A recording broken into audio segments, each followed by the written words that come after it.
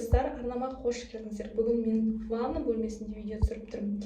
Егерде ванналарыңызда су кетпей қалып жатса, осы әдісі сіздерге ұсынамын. Осы әдіспен ваннадағы суды кетіруге болады. Егер су тұрып қалып 1-2 күн кетпей қалса, осы әдісті пайдаланып көріңіздер. Сантехник шақырмай жатып көруге болады. Қайнаған суды, ыстық суды, қайнаған емес, кәдімгі осы крандағы кеп тұрған суды, ыстық қайнаған суды барынша ашып напормен жібереміз.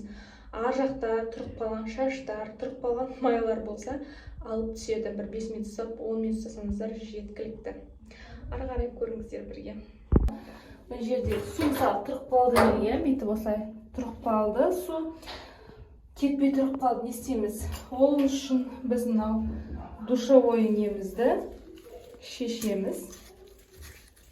Душевой мынандай шлангымыздың басын шешеміз да. Осындай болады. Мына қатты напорды қосамыз. Мен ақырын қосып тұрмын ғой, бірақ бұны біз қатты қосамыз. Сосын ваннадағы бізге губка керек. Сонымен былай істейтін боламыз қасында. Қатты напорды қосамыз. Мен де ақырын қоса берейін. Сосын мына жерге бүйтіп басып тұрамыз да, мына губкамен былай ұстап тұрамыз да, напорды қатты қосамыз.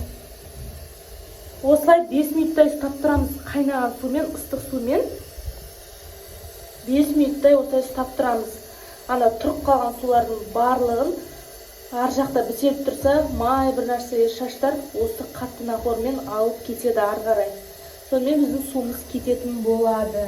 Міне осы әдіспен сіздер жасап көрсеңіздер болады. Бұл әдісті пайдаланып сіздерге керегім тиіп жатса, ұнап жатса, сіздер лайк басып, комментарий қалдырыңыздар. Міндетті түрде мен осы әдісті әрқашанда пайдаланамын.